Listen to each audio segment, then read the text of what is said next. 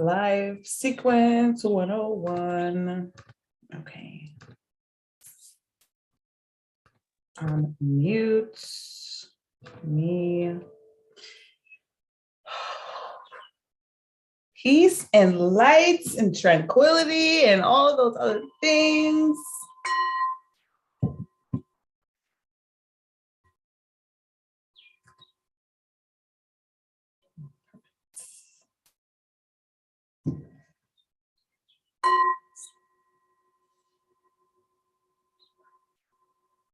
As we take this moment to commence the beginning of our Lead Talks live stream, I'll ring the bell to tune us to this now frequency.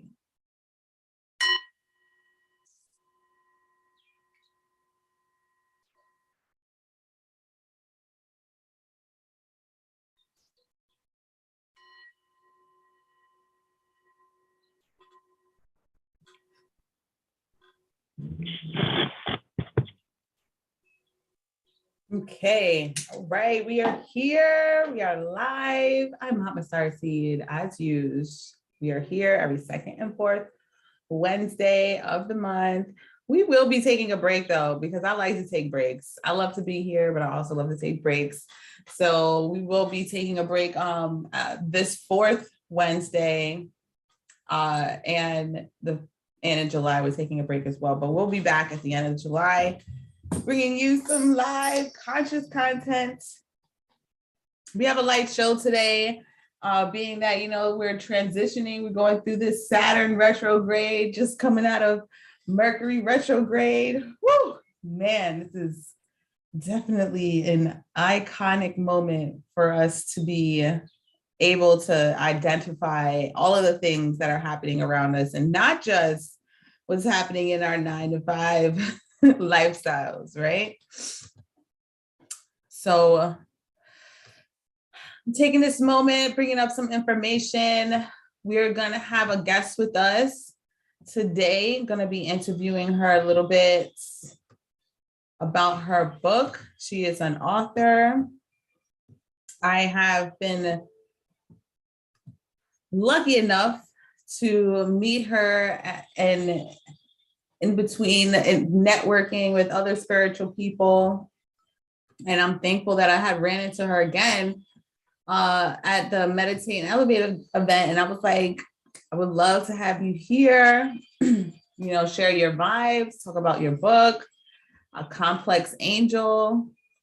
And she's also going to share with us a mini workshop, helping us get into that mindful vibe. We're in that time right now of like, why are we here, right? Why do I have this stage? Why do I go live and bring on other elite members within my frequency? Because I feel like it's time for us to really create a conscious platform that is consistently bringing us new current information that is more relevant for our sounds and also more fashionable for where we're looking to grow ourselves and really create current news in our mindset and help us understand that current news can be anything. It does not have to be just everything that's being streamed on the mainstream media. That is an old paradigm that a lot of us are really not following anymore. So I'm here to shed the light on being able to talk about everyday topics that are being viewed from a different point. So one of the topics that I wanted to talk about that's, current topic of the month, of the season, is the Johnny Depp defamation trial against Amber Heard. I think it's really funny her last name is Heard.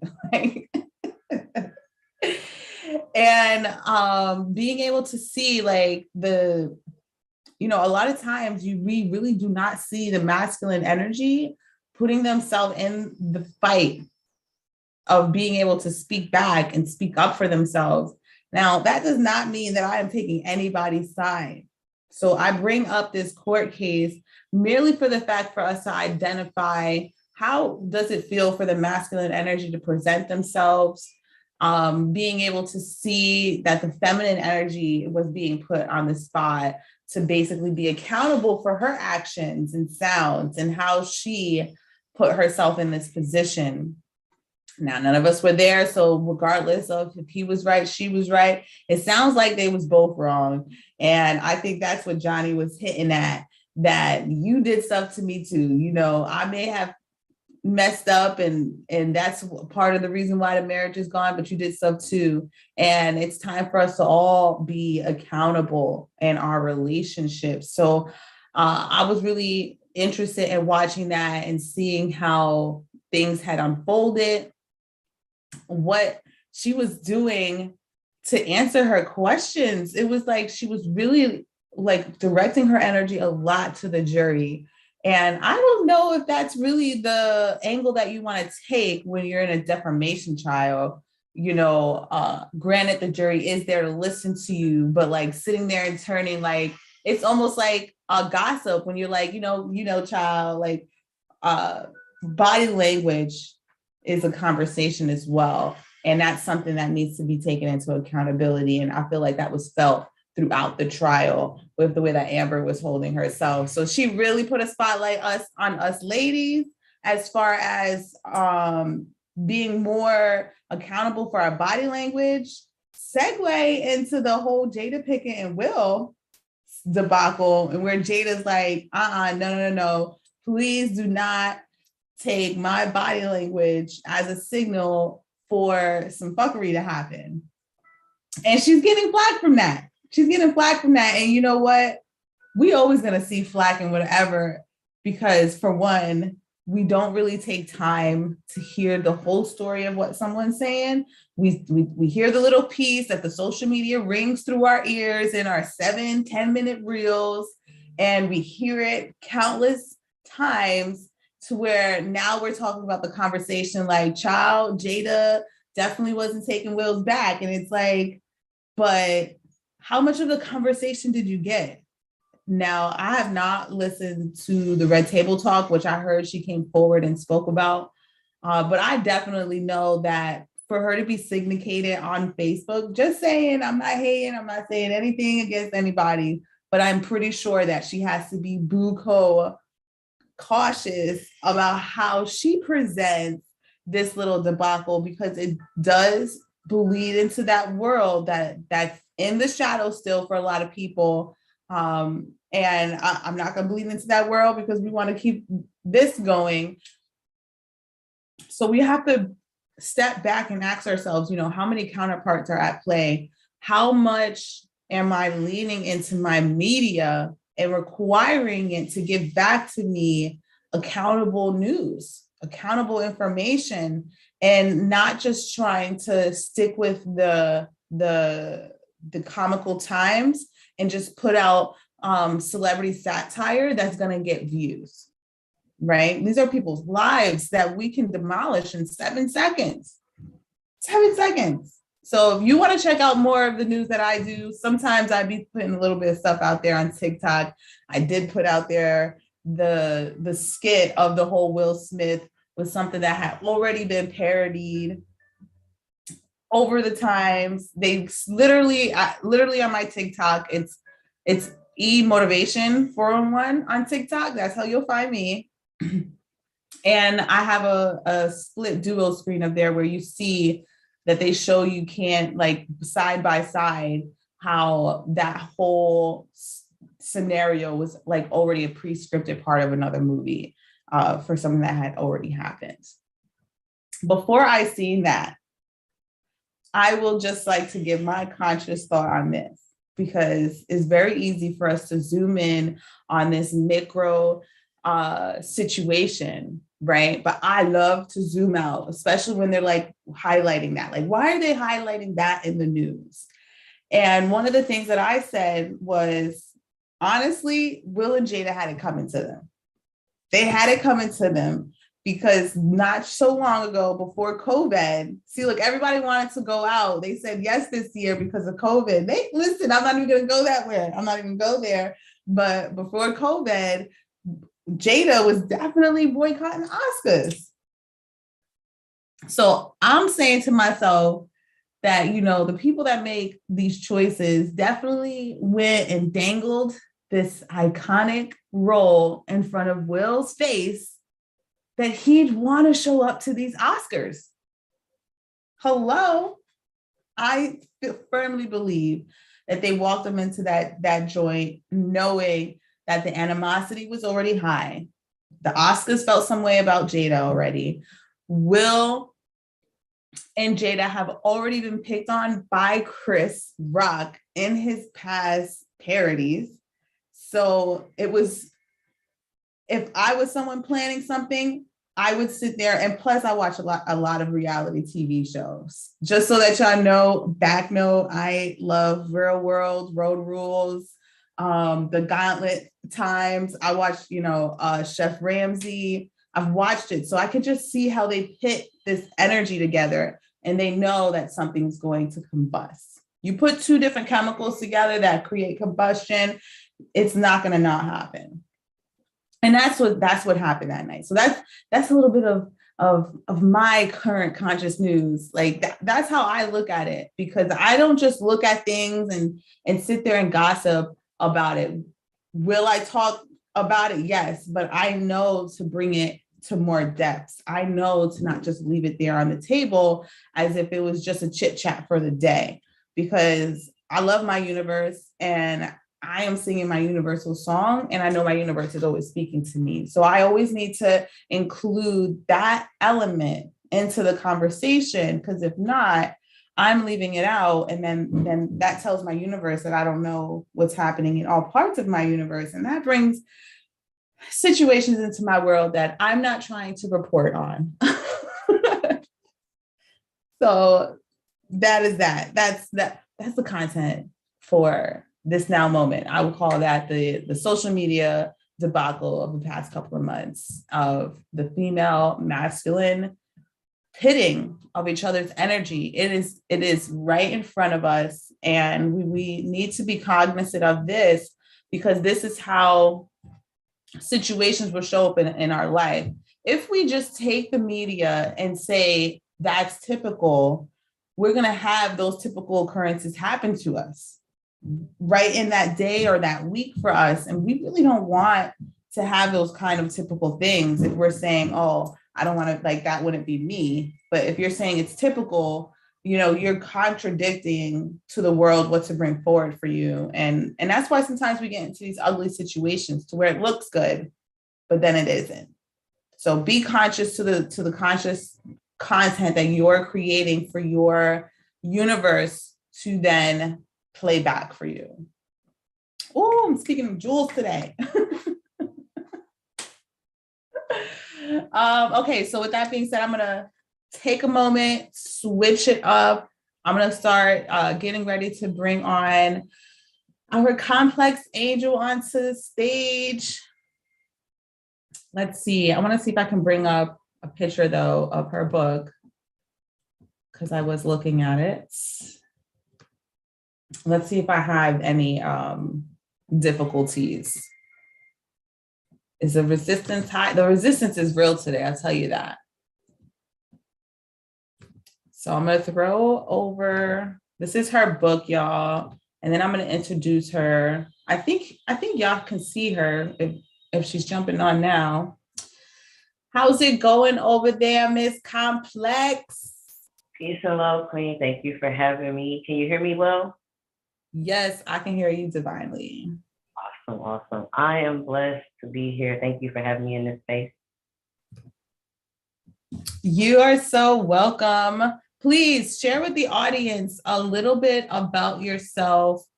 What brought you to becoming an author, and a little bit about your story. Okay, so my name is Complex Angel. I am originally from Detroit, Michigan. I've been in Pennsylvania, because I don't live in Philly right now. I've been in Pennsylvania for the last 5 years. What brought me to become an author, I developed a passion for writing at 12 years old. And I actually wrote a poem and entered it into a poetry contest when my grandfather passed.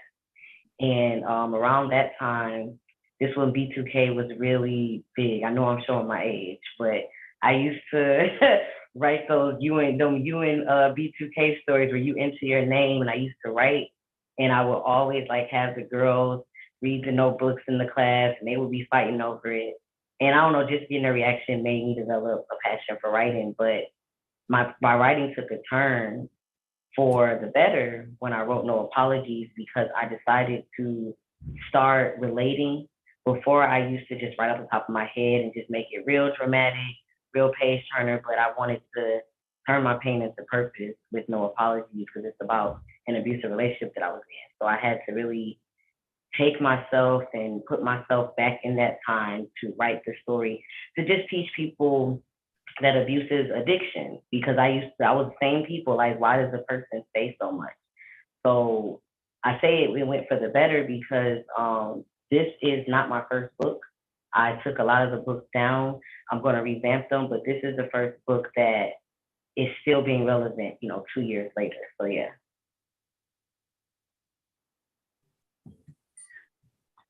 Wait, did I lose your? No, I'm still here. Can you hear me? Oh yeah, okay. I'm like, I'm listening. I didn't know if I didn't want to be too long-winded. But yeah, that's pretty much my book, No Apologies. It's actually a part 2, but I want people to really read the first one to understand before part 2 can really become a thing. But No Apologies is just to teach people why a victim stays.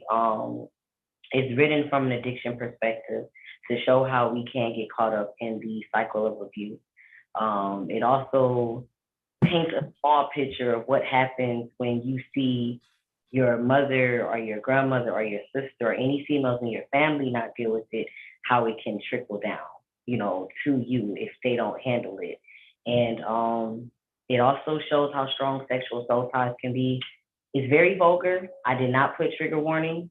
I just feel like trigger warning kind of limits you, but it is very trigger warning, very vulgar, sexual, physical, and mentally.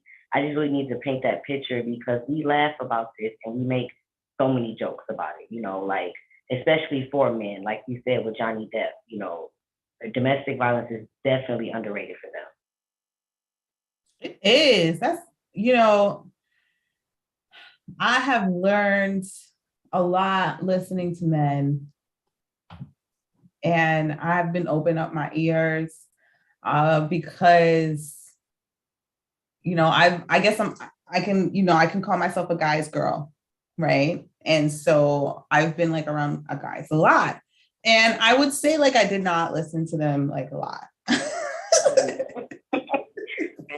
I wish that I would have been a guy's girl, but my mama was like, "Oh, that's going to give off the wrong impression." But it's like, I feel like when you have male friends, they can kind of give you the ropes of how men think, so you can know what to avoid. Now, mind you, they may try to talk to you too, but I just feel like it just would have been less drama for me if I would have had, male friends growing up.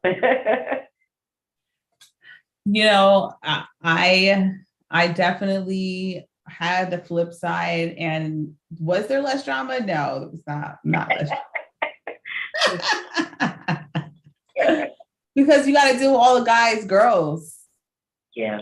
So, and being able to transmute that energy to where it's not really you. And I'm starting to hear them now. A lot of guys don't even feel they have the right to speak up against abuse against them. Yeah. And I feel for them. I'm like, dang. And I'm like, I know a lot of us don't feel like we have the right, but I feel like it goes more into the, the forced intercourse more so than like the abuse. Yeah.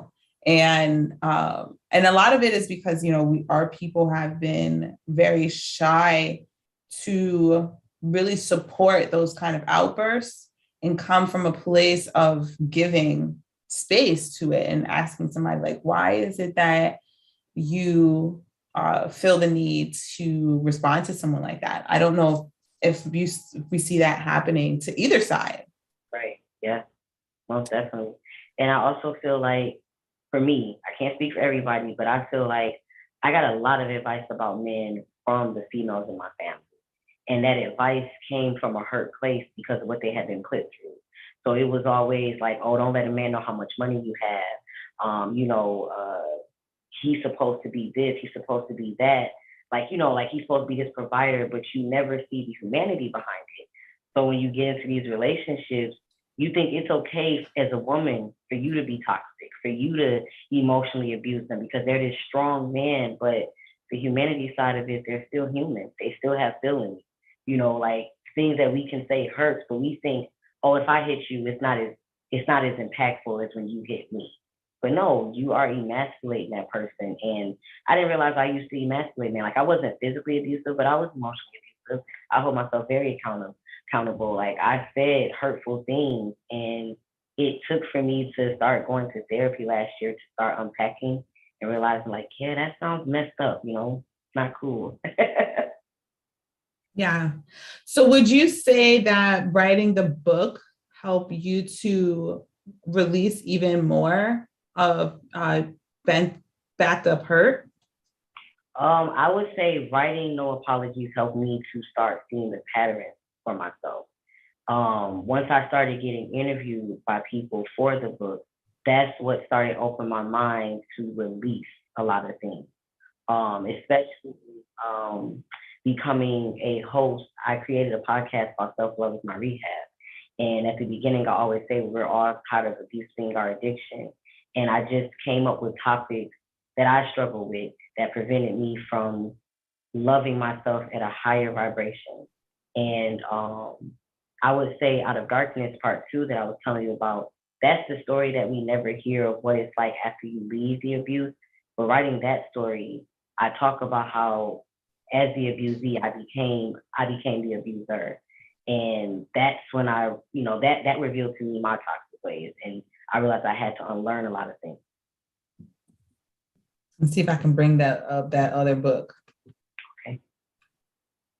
It lets me. I don't see it letting me, but let's see. I can get it out the closet too if you need me to. Just to let them know. It's like I got hard copies, y'all. Yes. We got soft, we got hard. There you go. Yep. Out of Darkness. And what would you say, what helped you to create the covers? Oh gosh. Oh, so the first one, Tiana is a girl in Philly. I remember one day I was sitting at her house and she had like all of these paintings in there. And she had a painting of a torso being opened up and it showed like the universe. And I was like, I like that, because it shows something personal. So that gave me the idea to do that. I'm like, can you have her open up her torso and put like a purple heart? Domestic violence is, I think it's like a purple ribbon or a purple heart. So I was like, can we put that and have it bruised up? And for part 2, Phoenix, I just said like, what symbolizes strength? Phoenix bird, rising from the ashes, because people always tell me like, I don't think you understand what you walked away from and how you bounced back from it. And at first I didn't realize how powerful it is to walk away from something that a lot of people die from, and get stuck in for years. So I'm the Phoenix bird rising from the ashes. Watch me flame. Yo. I love that. And, being able to, I feel like being an author was definitely not something that was ever like, for me, like just talking about me, like the world that I lived in, like it was never something like a category that you look into being in life. And they almost make it seem like it's very boring to do it. What would you say is the level of excitement for you to create this? The level of excitement, honestly, is to get people's feedback from it. It is a tedious process. I'm telling you, it's like it's like the slowest hustle ever because you have to really write, and it's like people are waiting for like part 2. You can get in your head easily and be like, okay, is it going to hit like the first one? But I would say the overall is just getting people's reactions from it. But I was shocked when I got the reactions back from this because a lot of people said you made me look into my own life and see my own patterns. And a lot of people like they couldn't put the book down. Not saying that I'm not a good writer, but you know how sometimes you'll create something and you just be like, oh wow, I did that. That's the reaction I got, but that's the most excitement about it, getting the message out there, knowing that I turned my pain into purpose is such a powerful thing. And I think a lot of us take that lightly, and it's like, no, I need to bask in this. I did that, I walked away from something. I wrote a book about it. That was very triggering to go back through that part, but every day I see myself getting stronger and stronger. So it's just excitement, just getting the message out there and like people saying, oh, yes, I want to read it. It has 16 5 out of 5 stars on Amazon. And I'm very honored, but very humble at the same time about it. I hear that. Like, congratulations. For those of you that are tuning in, pretty soon there'll be a link in the description of you being able to purchase her book and being able to support a local entrepreneur that's in the tri-state area, because that's where we're airing out of currently. Boy, I feel like it's, being able to, because, I wrote a book myself as well. I guess, it's not, I wouldn't call it a book. I really want to call it like a booklet, because I feel like I have to put it out in pieces, right? But it's the compilation of my journal writings over the past 4 years. And so like every entry is like spirit writing. So it's kind of like, it needs to like be broken down, So I had to reread it. I had to reread my channeled entries. And a lot of them were from the beginning, I was just starting to write. So a lot of it was me still like doing shadow work through these writings. And I'm like rereading it and I'm like, wow. Like I'm not there anymore. I can feel that. And it feels good to be able to put things in writing. And a lot of our people do not think that they need to take it out of their head. All right. And do you feel like there could be more support as to curating authors and mindful being? Yes. I feel like everyone has a story to tell. They just have to get out of their head. I hear people all the time, I'm not a writer like you.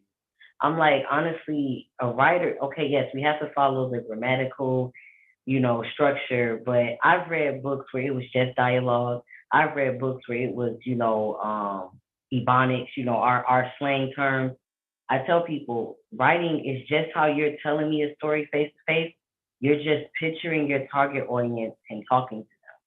And I took a writing class to help me understand that. She broke down like once you know who your target audience is, that'll help you. So when she asked me like, who do you want to target towards? First I was like, oh, I want to target women who've been in like abusive relationships. And she was like, okay, well let's narrow it down so you can know how to approach them. So I'm like, I want to talk to people who are still in it. And she was like, okay, well, you don't want to come off as you're lecturing them because then you'll lose the reader. You want to make them feel how you felt. So when I was writing, I imagined myself being in like a circle of like, like one of them domestic violence meetings. I picture myself being in there and just telling my story and talking about it from an addiction perspective, because whenever that man said how high, no, whenever he would tell me to jump, I would say how high. So I pictured myself like that, and that's how I was able to reach people. But people always think that, like you said, I have these ideas in my head, but I don't know how to get it down. I tell people, start an outline, just get it out there, just write the book, and someone can help you along the way to structure it, but no one can write your story better than you. That's how I feel. This is so true. You hear that, y'all? Complex Angel says it. I say it. A lot of people on here on this show that's going to come on is going to say it. You just got to let yourself be and be courageous enough to share it with someone else, because I know that next part is being able to share with other individuals. So I have two more questions for you. My next question is, how was it when you first shared it? Who was that person that you picked? Ooh, I picked a close friend near me, and I was nervous, Mahatma, because I was just like, I don't know if I want to be this vulnerable. Like, me and God was going back and forth, and he just kept saying, just write it. It's going to help somebody. And I've known my friend since I was 15 years old, and literally she called me in tears, and she was like, I love it, but I'm mad at you for not telling me. I didn't know that you was going through this. Because, I moved all the way from the Midwest. I don't have family or close friends over here. So I was like, yeah, nobody knew. I isolated myself. But, she was like, it's very powerful. Like, she encouraged me to just put it out there, because I'm talking about some deep stuff, and I'm talking about a lot of things that I allowed that a person in their right mind would not allow. And at the end of the day, I had to let go of the fear of who's going to judge me, because no one can hurt you with your truth. So once she said, put it out there, it's powerful, it's going to change somebody's life, I put it out there, and I started getting the same feedback like hers. Like, oh, I want to read this all over again. And, pretty much like I couldn't put the book down. So, yeah. I actually had that mindset for both books. Like, oh, I don't want them to judge me, but then I just had to let it go. Like, it is what it is.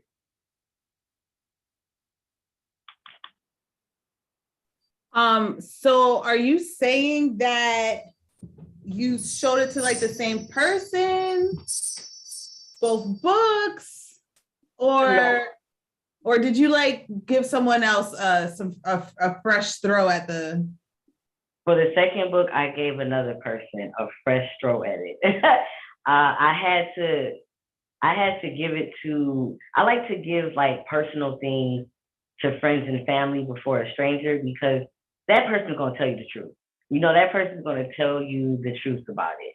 But for the second one, I had like a beta reader read that one, because I wanted them to let me like to pull out, like let me know, like, am I holding back in this area?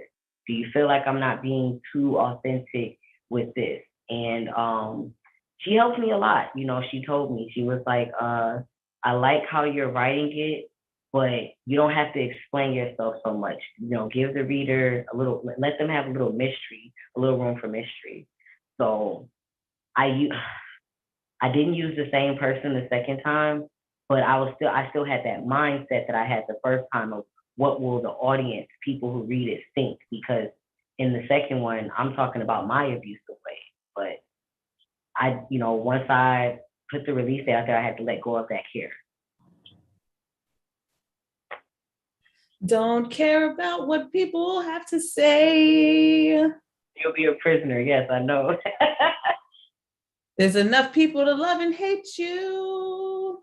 Just make sure you get to both of them. That part. It's so important, and being able to get ourselves out there and being able to flip the script. Where do you feel your book could possibly take you, or where is it taking you now, if you have like a game plan? Oh, yes. No Apologies set the platform for both my podcasts, Self Love is My Rehab and Queens with Vibes and Visions. Self Love is My Rehab is a real and raw safe space for people to talk about things that they struggle with, to teach people how to, love themselves. I tell people all the time, there's no right or wrong answer. This is how you see things, because we're all at different levels of self-love. Queens with Vibes and Visions is for, we got queens, but it's for kings and queens, but it's to bring, people of color together, because we're so divided, and to encourage and uplift and show how a sisterhood should be treated, because we got a lot of frenemies in the Black community. It's a lot of female friends that really are not friends with each other, you know, and we teach each other like how to pour each other in. It also has set the platform for me to start becoming a facilitator, you know, with my Simulate Your Mind workshop, because that was something that I actually brought to Self Love My Rehab, because I'm a very curious person. I asked questions all the time growing up, and it got on people's nerves. Like, my family always said, you should be a lawyer. And I thought that that was a bad thing that I asked questions, so I clammed up, but then God showed me, like, no, this is your gift. So it's setting a lot of platforms for me. I just put the series in the bookstore, Karima's Urban Books in South Philly. So if anyone's in that area, please go get a copy. And it's just setting more platforms. Like, I'm working on my new series called Bittersweet Reflections. Sheen Anthony, you know, he painted the picture for that. I'll probably repost it on my Instagram, you know, if people want to go watch. But yeah. What's the name of your Instagram? Complex_angel90. Complex. I like to sing today. Nice voice. It helps to give me energy. I'll be singing in the shower when no one's around. But everybody can hear me. I don't care. I hear that, and I'm really excited to see like more people being able to cross over with being able to be an author and seeing like where it can take you, because a lot of times we get stuck in the space of, oh, I have to be this, I cannot be that. And it's like, no, you need to be like all that you need to be for what your purpose is, and let whatever, rides up that stream with you to go along with it. And so having both, I feel like are great counterparts, because people need to experience us in stillness and in movement. And articles, I want to put more articles out. I did it before the concussion, I was a lot more active. Post concussion, it's taken up some of my dialoguing time. But before that, I was writing articles and submitting them to different magazines. Like, I had one of my articles posted to Swagger magazine, which is a Black funded magazine where they're promoting, more of our stuff. So I got something on there. And where else? Also Medium, is a cool place for us to be able to just post our articles. And this is a great way to get people to find the other things that we're doing. It takes breadcrumbs for people to find us, not so much a slap in the face.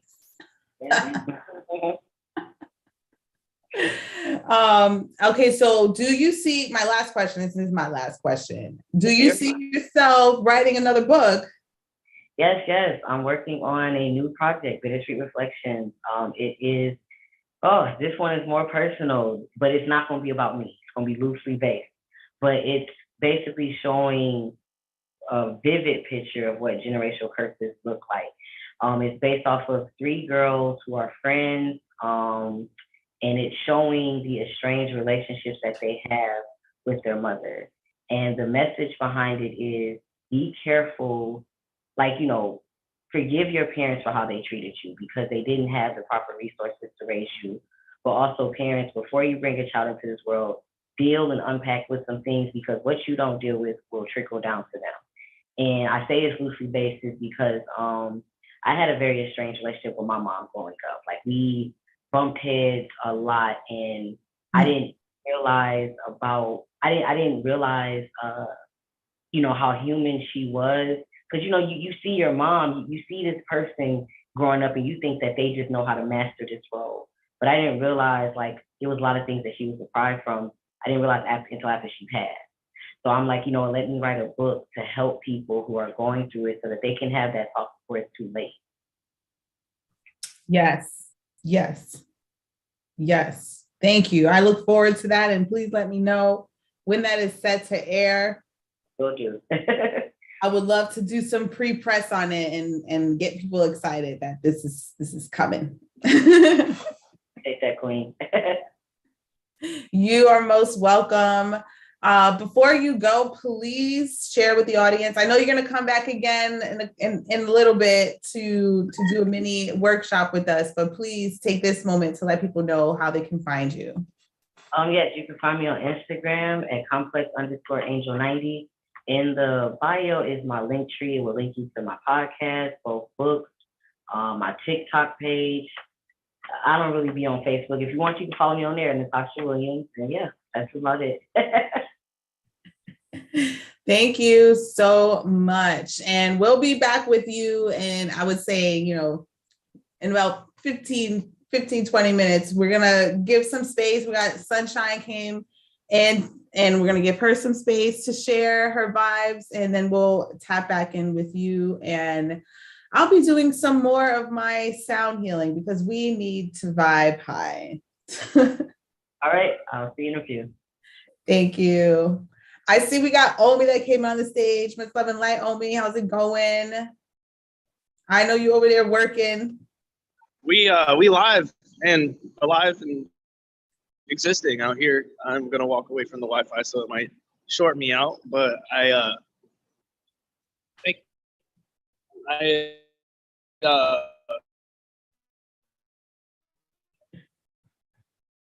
The signal might have done just what he said it would.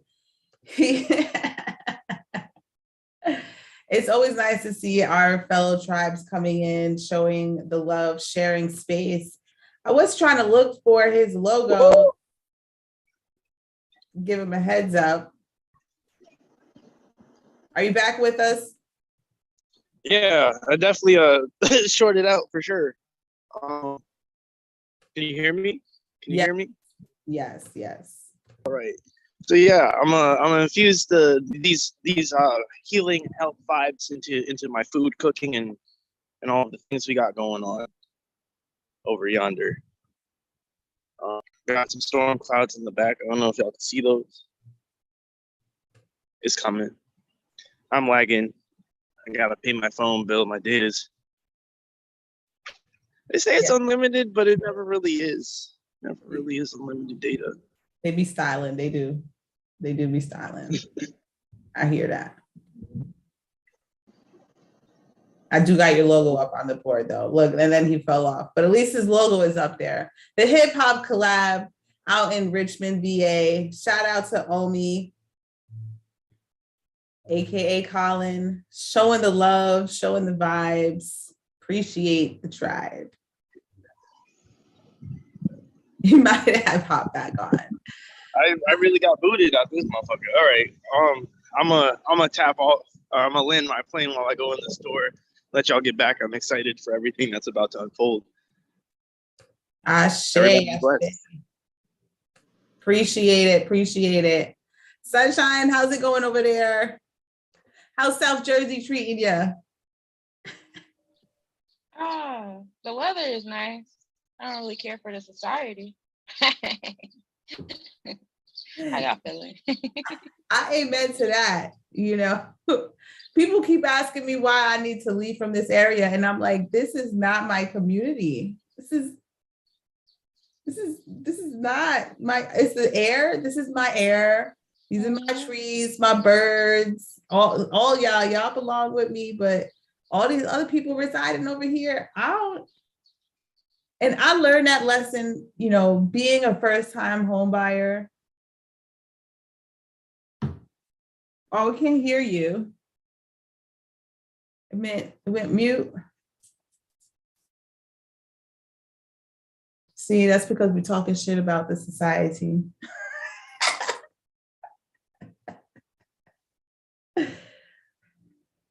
We're jamming.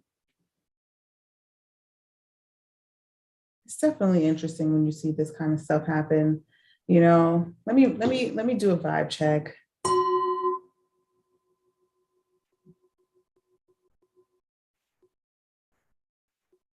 Can you hear us now?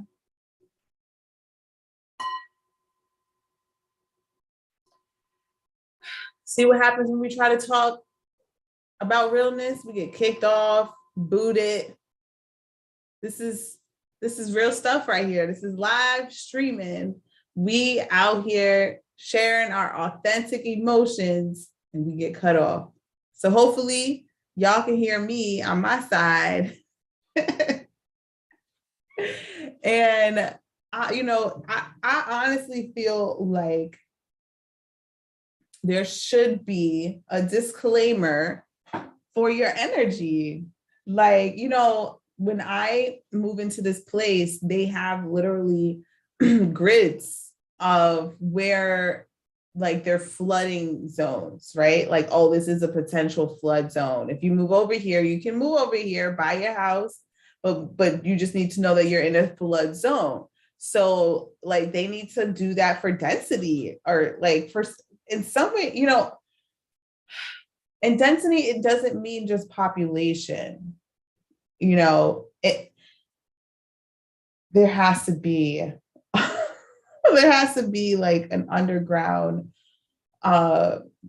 blacklist or front list of where we should and shouldn't move. I mean, I'm looking to create enough settlements around the states nationally that we can just get our safe zones and provide ourselves the accountable space to be in alignment with what our energy deserves. And I know that takes a streamlinement of commitment, and it requires us to be around a streamline of individuals.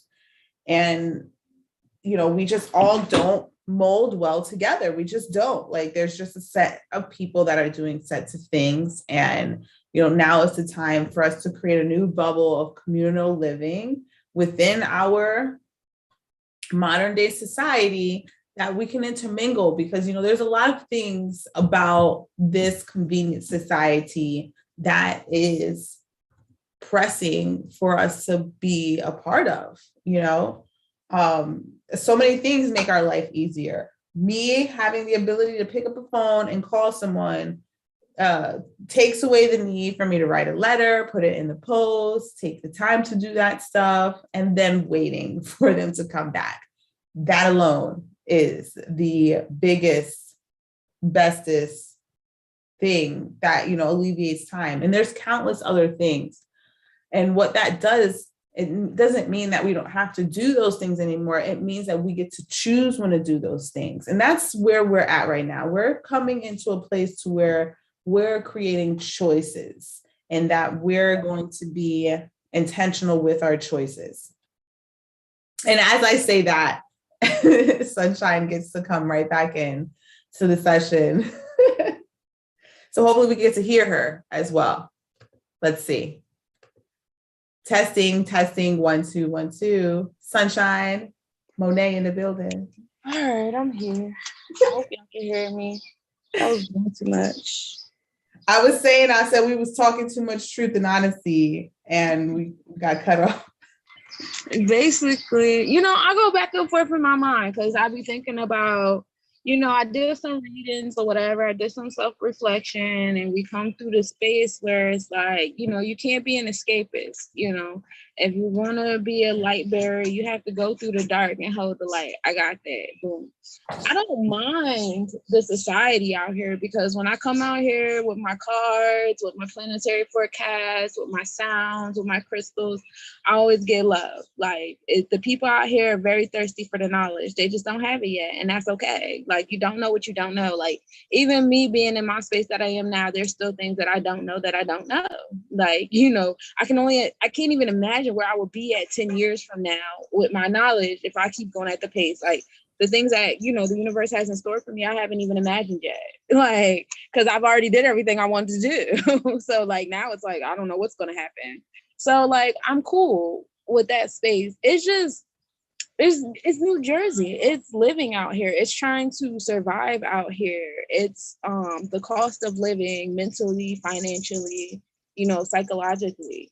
that is a lot. We're sending our kids to these schools, all these scandals coming out with these schools and stuff. You know, we're sending ourselves out to these jobs, spending 40 to 80 hours a week at these spaces we don't want to be in.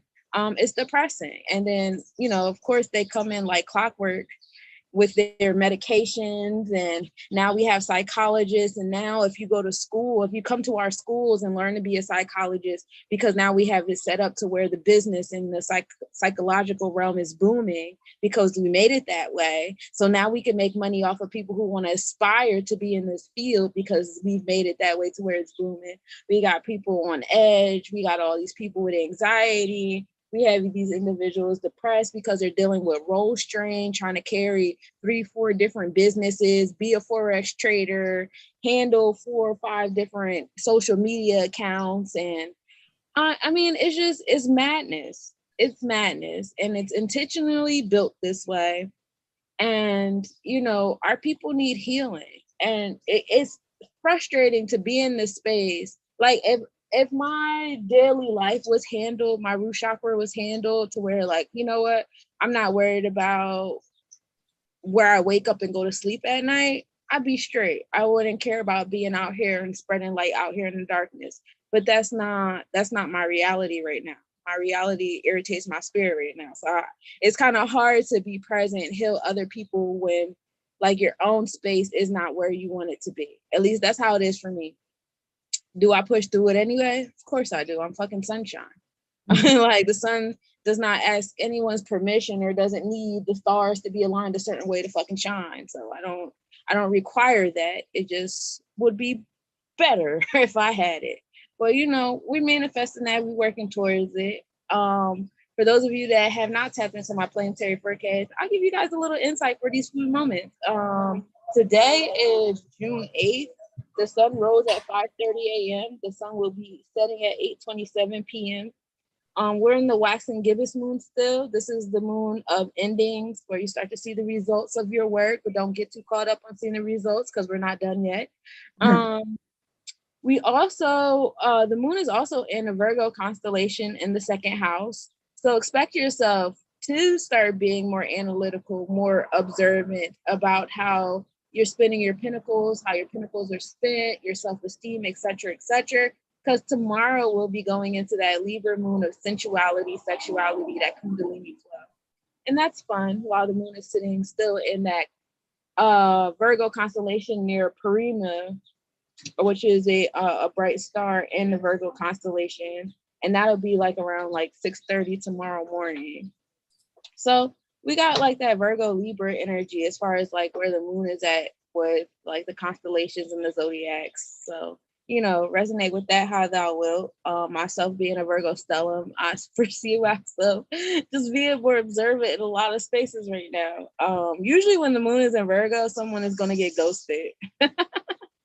It's usually what happens around this time. I start paying attention to things, start noticing things like, I don't like this, I don't like that. All right, some plans is about to get canceled, someone's about to be ghosted. But I'm getting better with the ghosting thing. I communicate first. Now I say, hey, I'm about to block you. I'm delete you with some stuff. All right, I'm done with this event. Like, I started communicating now. No more escapism for all my escapists out there. No more escapism.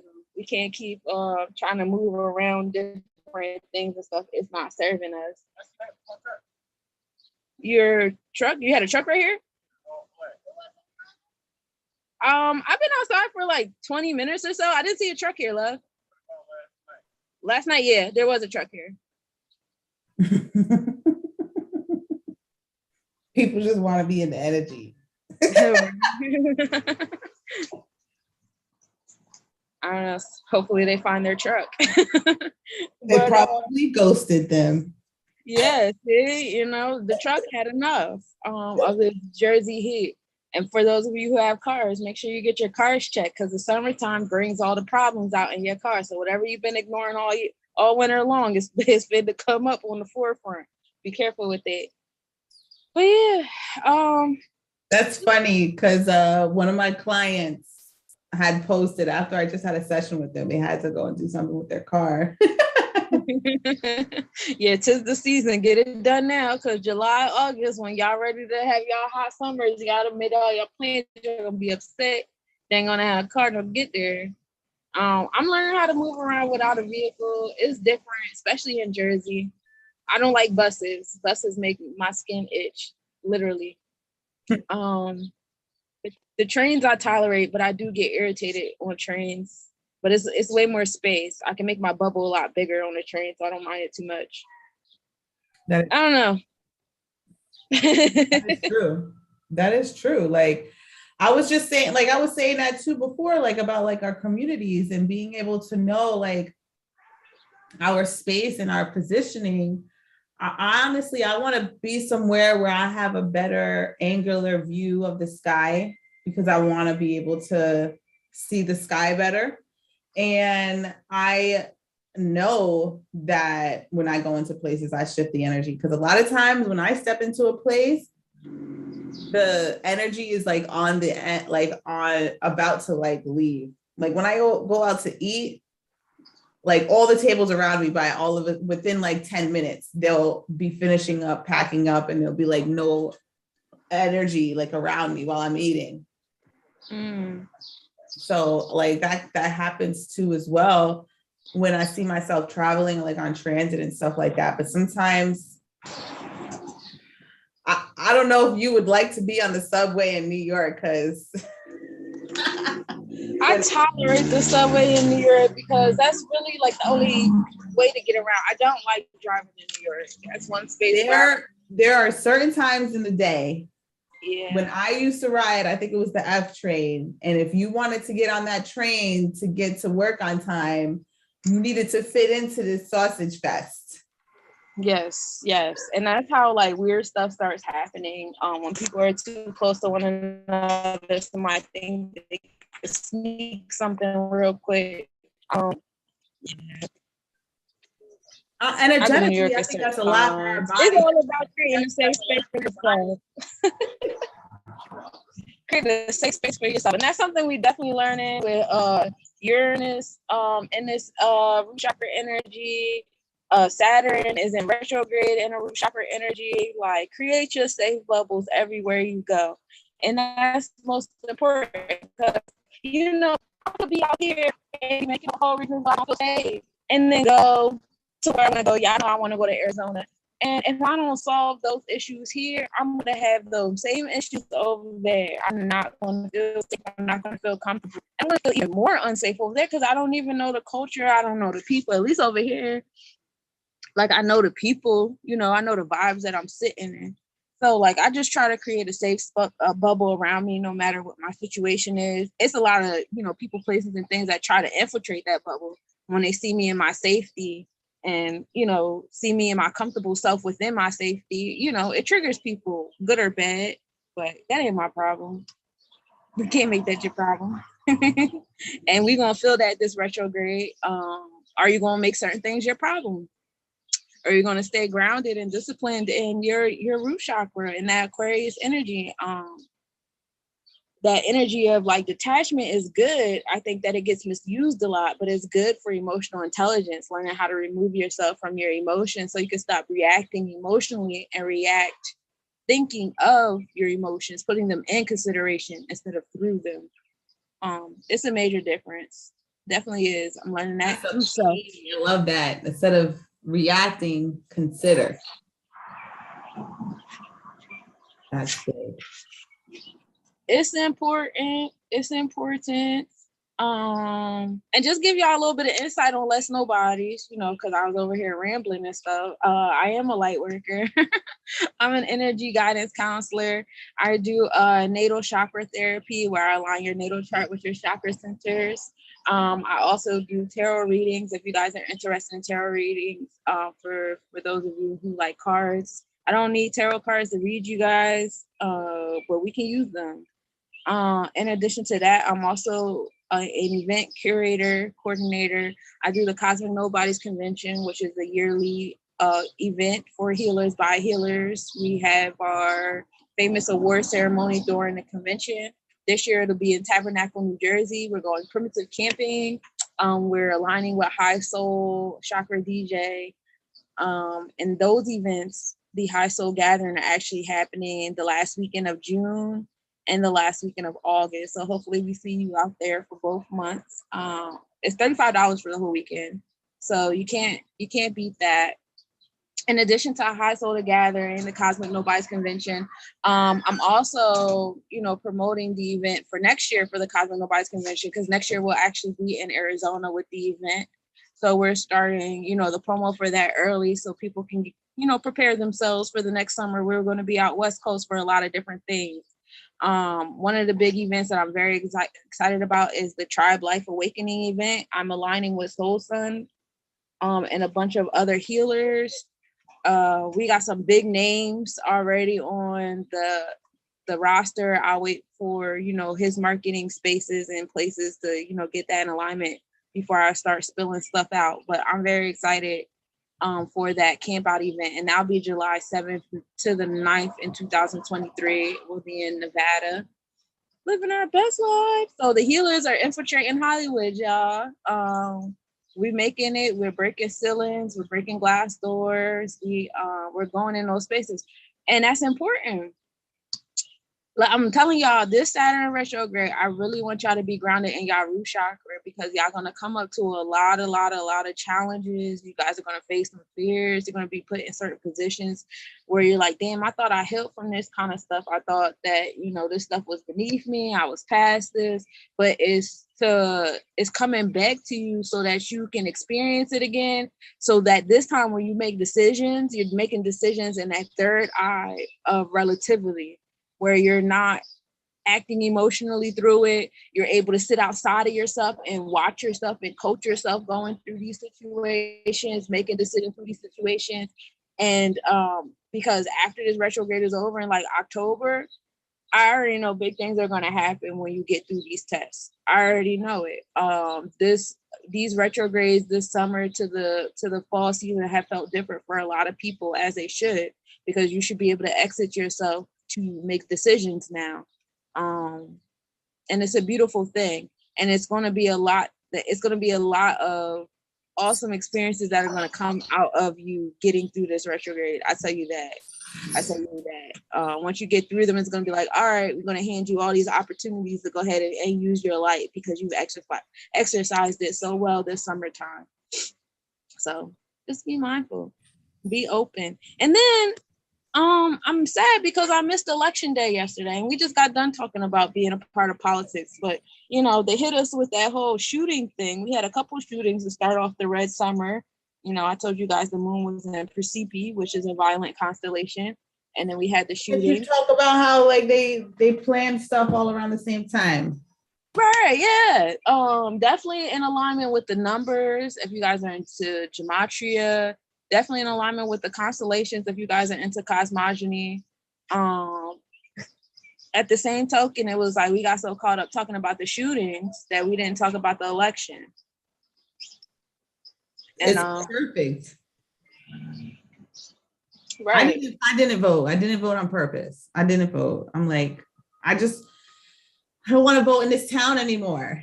I feel you. I'm ready to take over a town.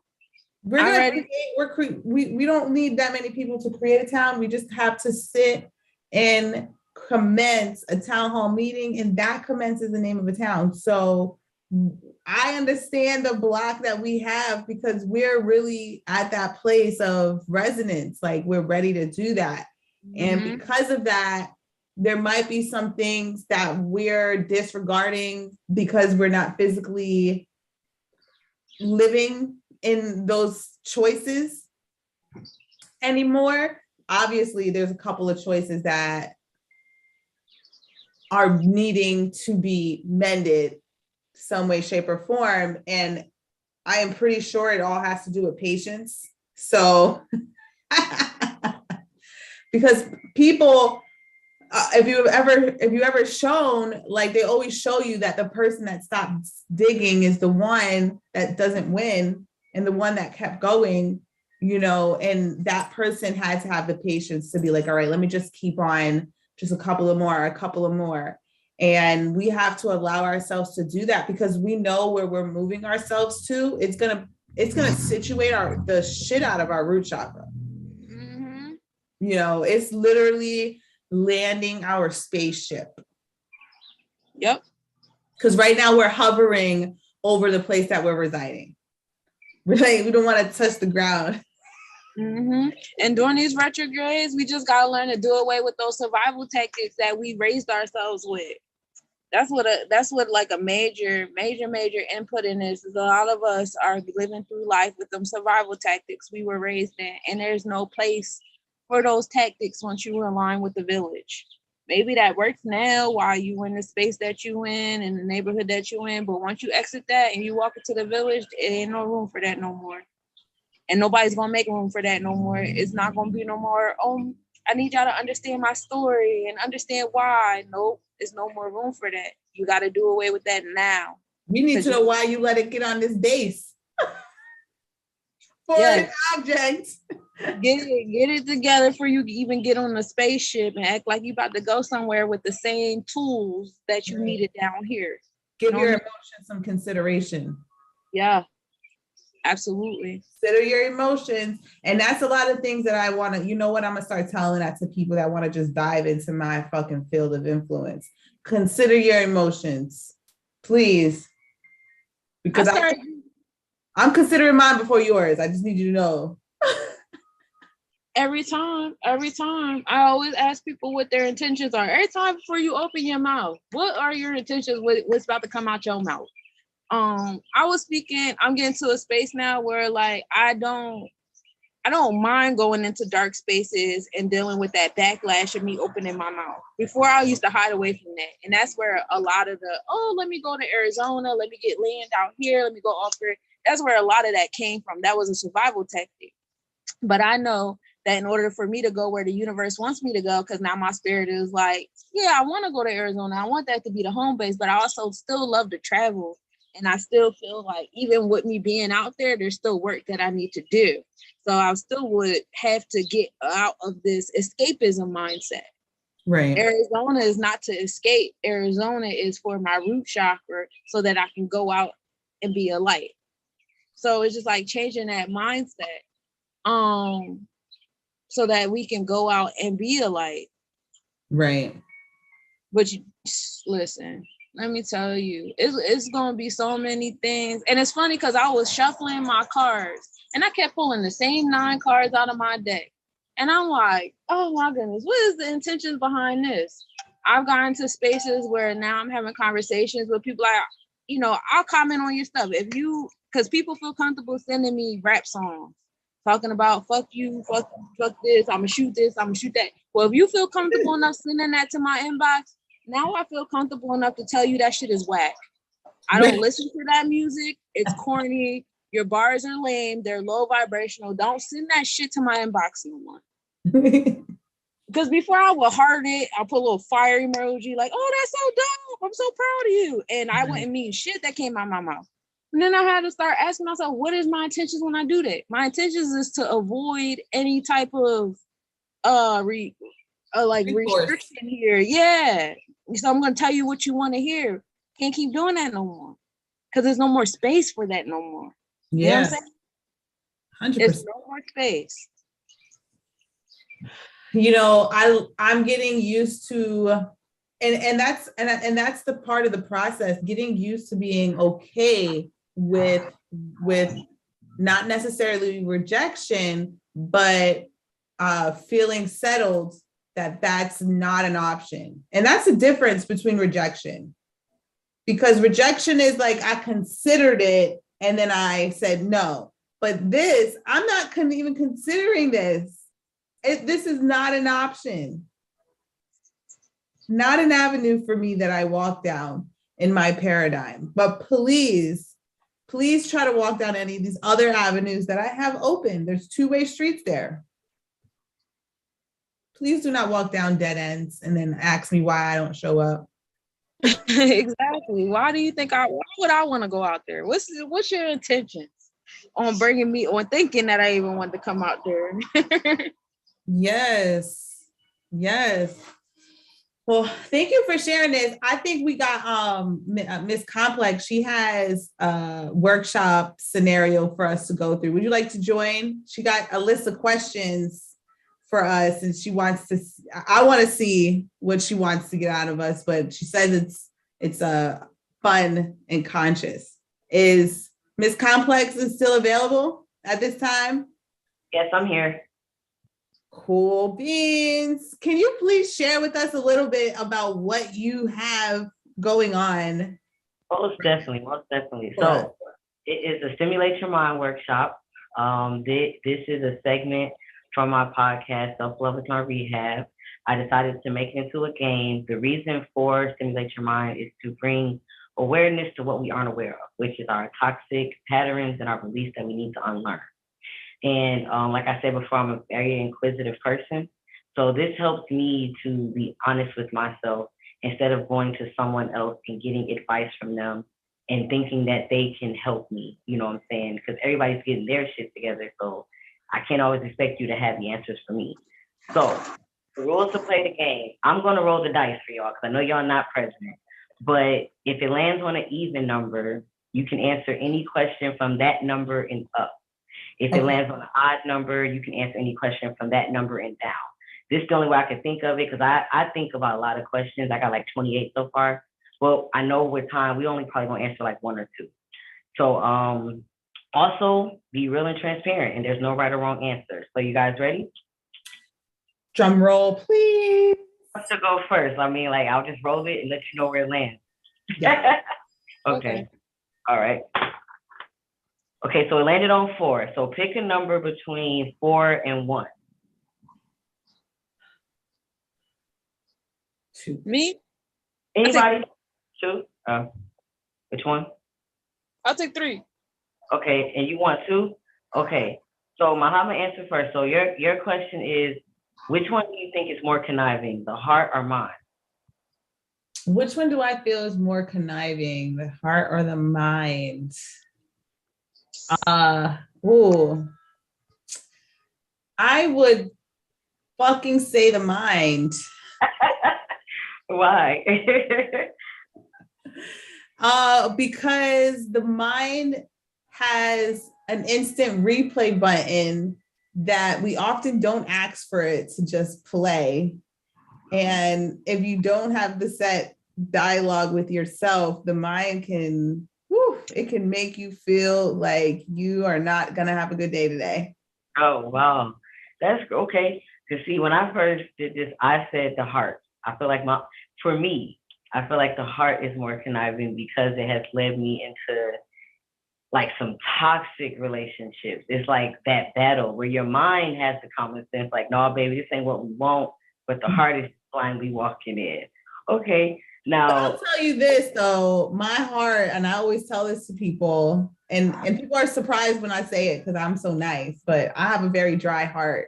So, or I could say like I treat my heart maybe a little bit too precious, and I realize that.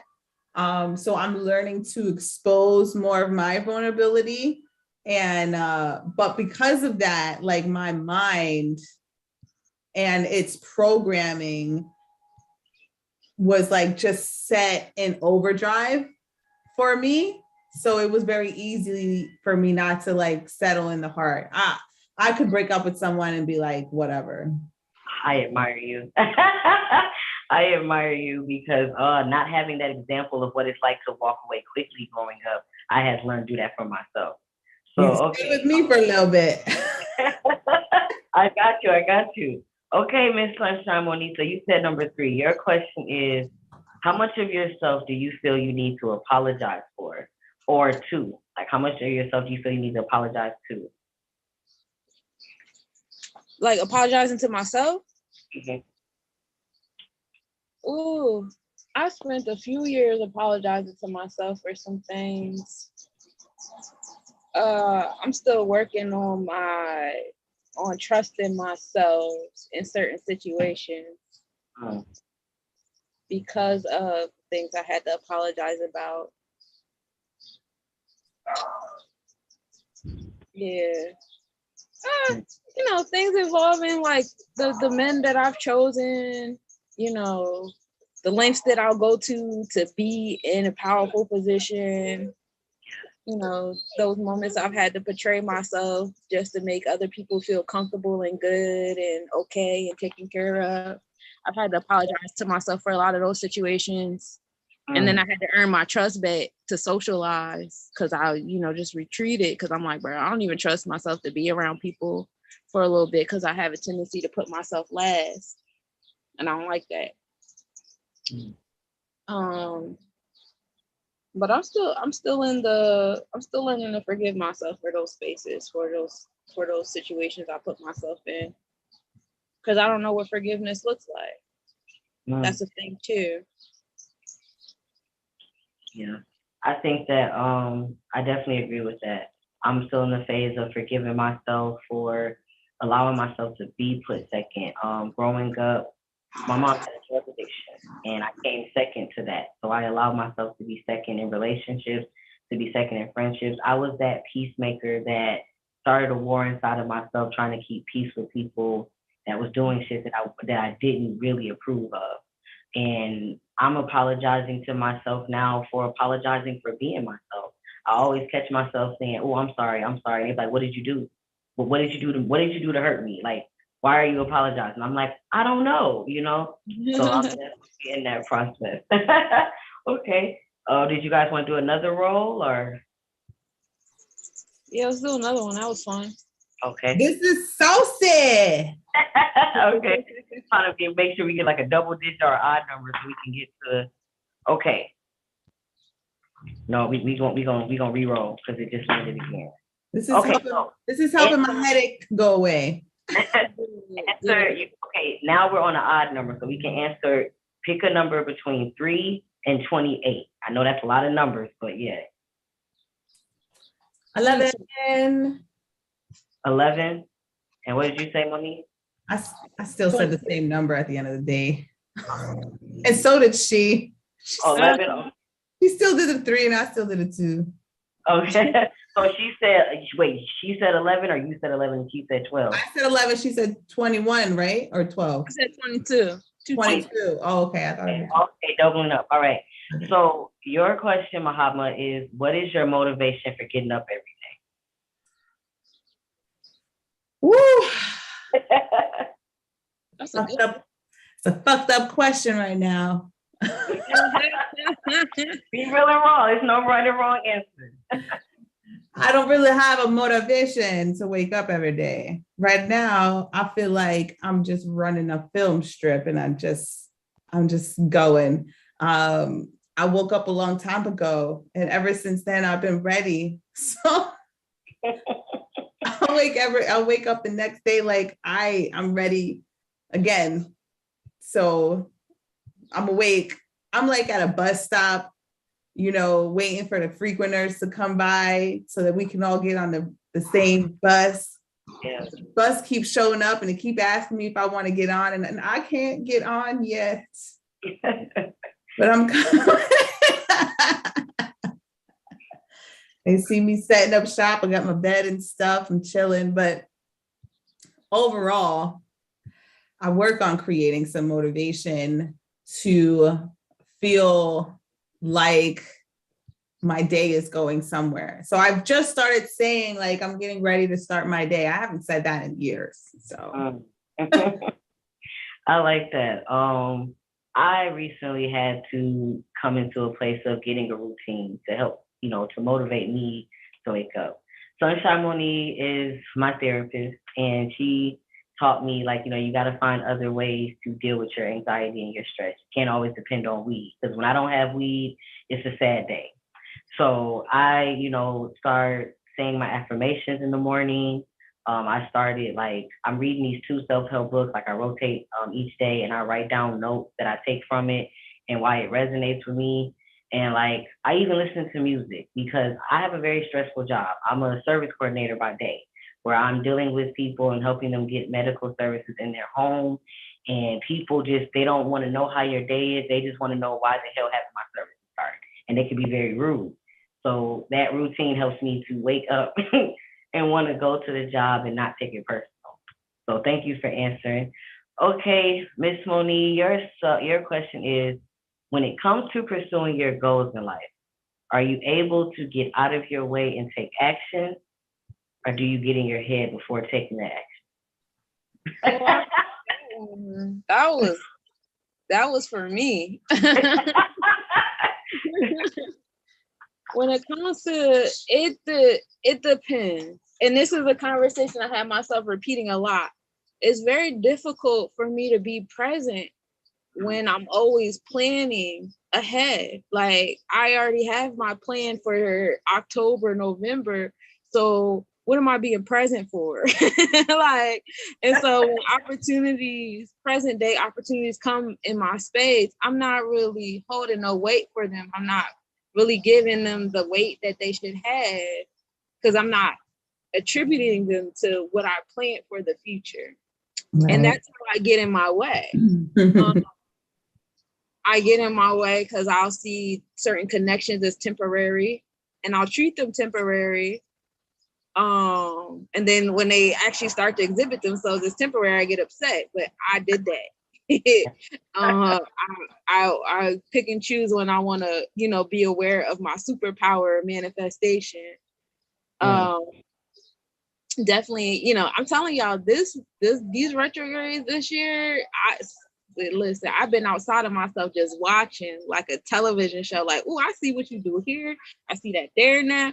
I see this over here. You thought you was gonna keep getting away with that one. Like, now I'm out here, sitting next to my soul guides, watching myself, commenting with them now with my stuff. But yes, I will definitely get in my way with present things because it doesn't feel like it contributes to Terra Nullius moving out west, living off grid.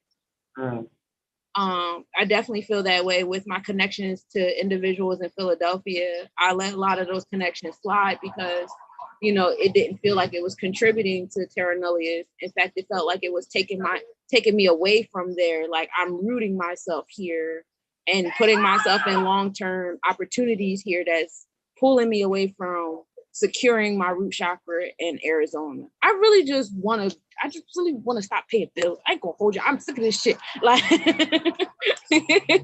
sick of this shit. Once that part of my life get in order, I can do anything. That part.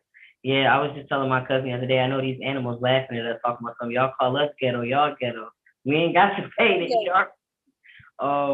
I definitely agree with you. I definitely get in my way. I play it safe. If I can't see an end result of something, I will shy away from it until I feel comfortable.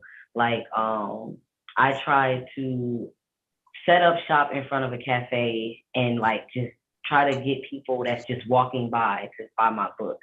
And I got discouraged because I didn't know how to approach them. I'm used to being at vendor events where people are going to walk around to your table, to see. So that's a challenge that I have to get out of my head because it was like all the people just walking by. I could never try to be in New York doing this because, they will walk by. I've seen them like throw your stuff in the trash and everything or just tell you to fuck off. So that's something I have to work on. I get in my own way when trying to pursue a goal. So I definitely agree. But thank you, Queens, for answering. I don't know, I thought the King would come on and answer too. But yeah, that's my workshop. I'm going to have it as the Meditate and Elevate that Sheen is hosting June 25th as well. So yes. Thank you for having me. I like that. Thank you. That was phenomenal. It definitely was. I love the questions. They were very pulling and spot on. And it really created like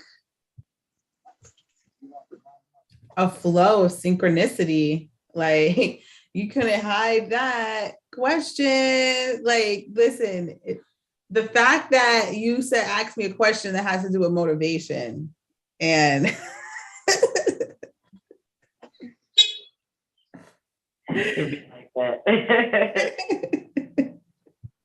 Like, that's how synchronistic it is for us to be able to, when you're with a set of individuals that are willing to not they're looking to just share the energy and not really entice their pool of their world, it makes it more easier for our energy to be able to pull through it regardless. And the fact that, that we have had a connection in the physical, all three of us, we've met in the physical, that also, raises the vibes for us. So like our vulnerability is necessary, especially when we're working on our root chakra, right? And being able to just nonchalantly ask these questions and knowing like there's nothing wrong with it. I'm still phenomenal and like exceptional, exuberant in what I'm doing.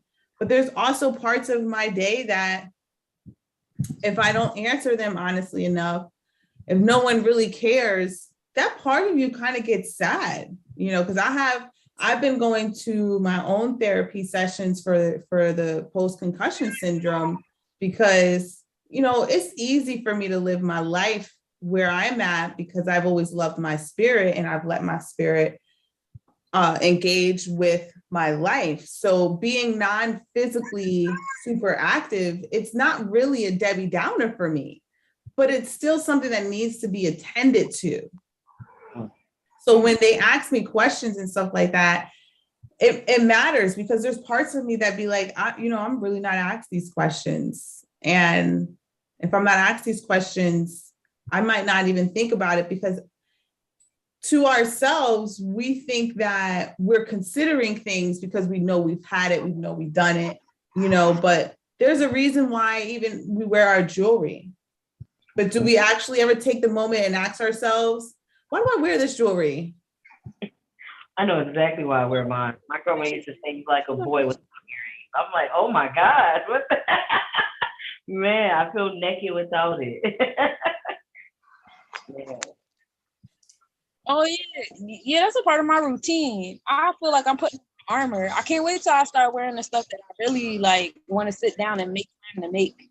Because I'll be out here looking like a warrior princess messing with me. I love my jewelry. My jewelry is a part of my chakra because people that are willing to still walk up to me and communicate with me and look past the jewelry or how I visually carry myself, like that says something. Yeah, it does. And to be honest, pretty much y'all gonna start seeing me with like a veil over my face when I'm outside. And I don't do mad stuff, but I'll do something, like I just need people to know that when they come up to me, they have to be a little bit more hesitant, because a lot of people think they could just run up in our energy and our frequency field. And I'm not saying this because of ego or pride or nothing. I'm saying this for your paradigm because we can fuck up some shit just walking into anybody's paradigm. Mm-hmm. I've noticed. I didn't do nothing. Just walk down the sidewalk and I messed up somebody's paradigm because they didn't know how to approach me correctly. And I didn't have to respond. Someone else from their three-dimensional space responded to them. And it was like a whole fight on the sidewalk, and all I did was walk down it. Right. And I didn't think I had that much jewelry on that day.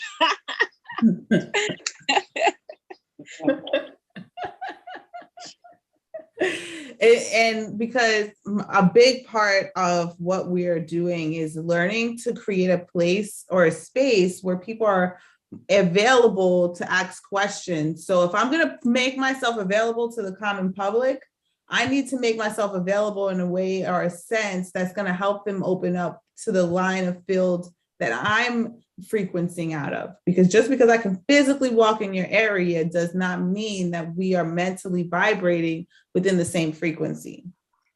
That part. Agreed. Wholeheartedly. So we're here to consider those parts of ourselves.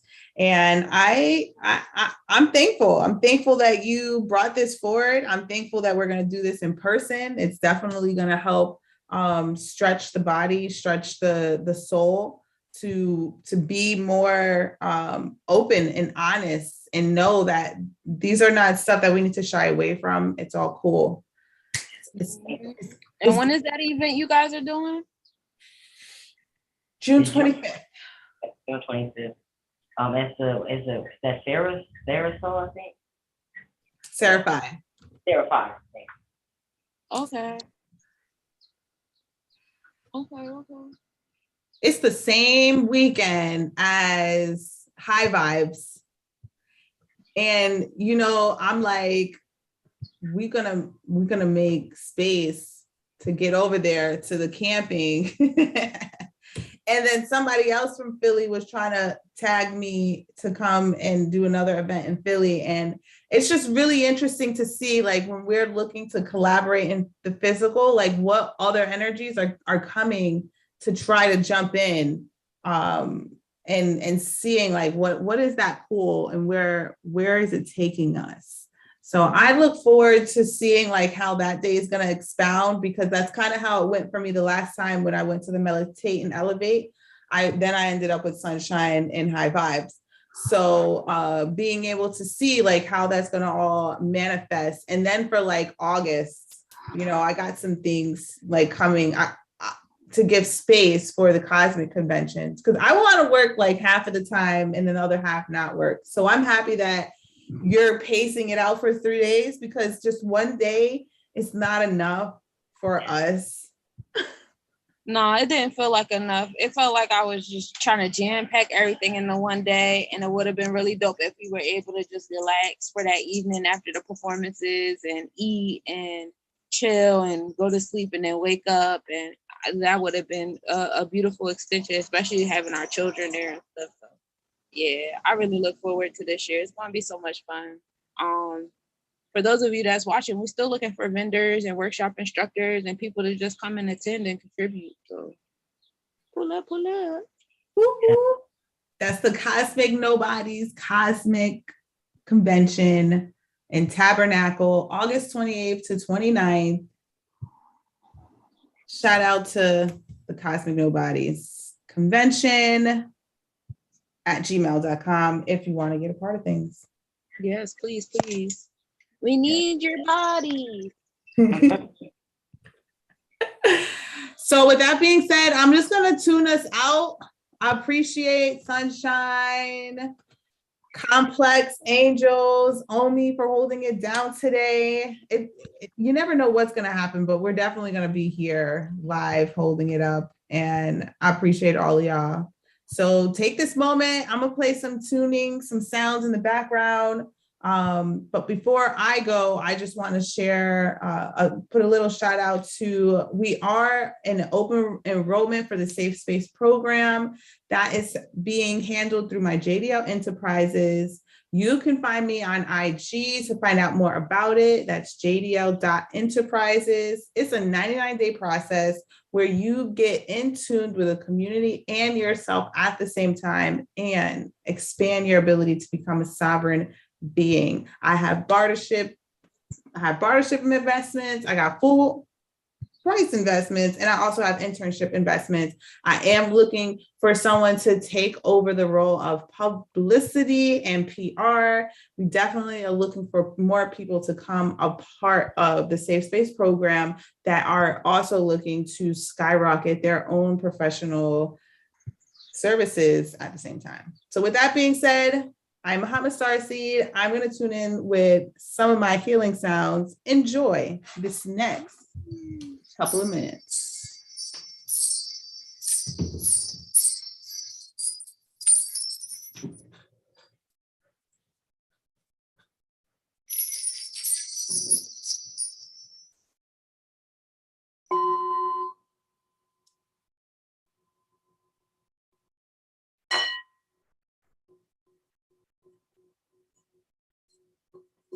This is your meditative moment.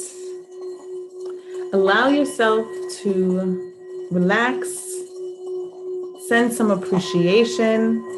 If you answered some of those questions that our complex angels put out there, allow yourself to release it. Let it go.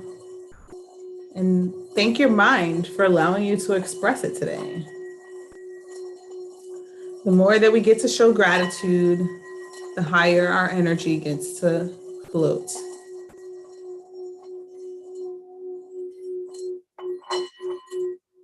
Allow the frequencies to vibrate away, the energy that is no longer serving you.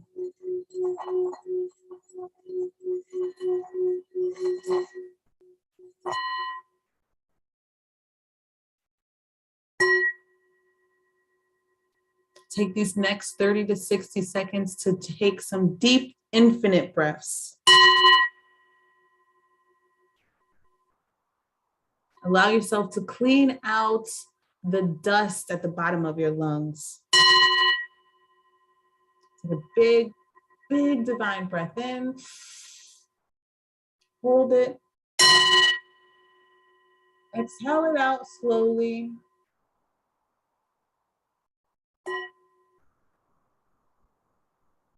You'll do that one more time.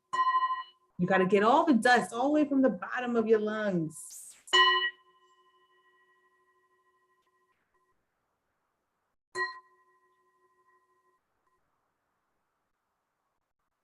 Exhale. Inhale.